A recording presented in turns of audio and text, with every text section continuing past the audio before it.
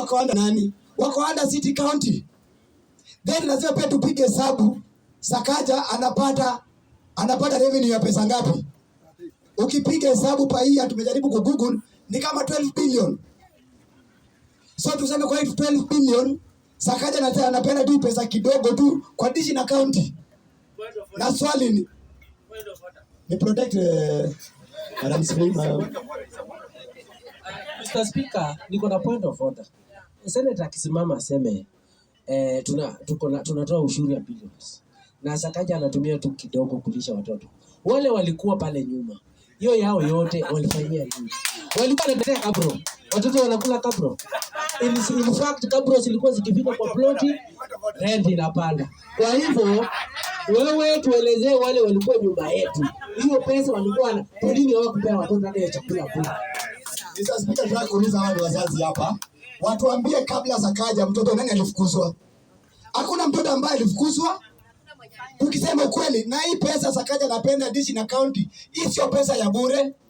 Wamama wanatoa hii pesa zao kwa mfuko wanapeana. Kama Sakaja basi anasema ni dishi na county, wachikwe bure. Ndio tujue ni bure, lakini hii ni pesa inatoka kwa mfuko ya watu. Speaker, ukiangalia Sakaja kila siku, Speaker will protect na watu wa Sakaja hawa wako corrupt.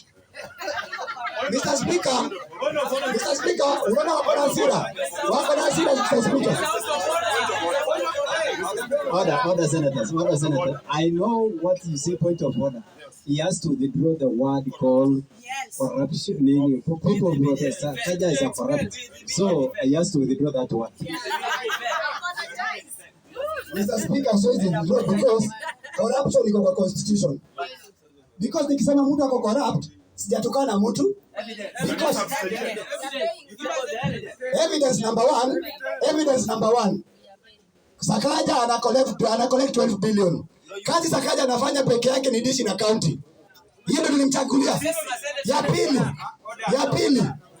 pili. Kuna senator hapa amesema ati akukwangi na demonstration ya madaktari.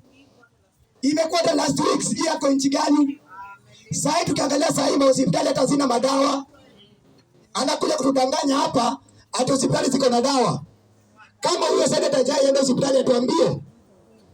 So Sakaja, ile kitu Sakaja anafanya ni dishi na county na kuacha town usiku.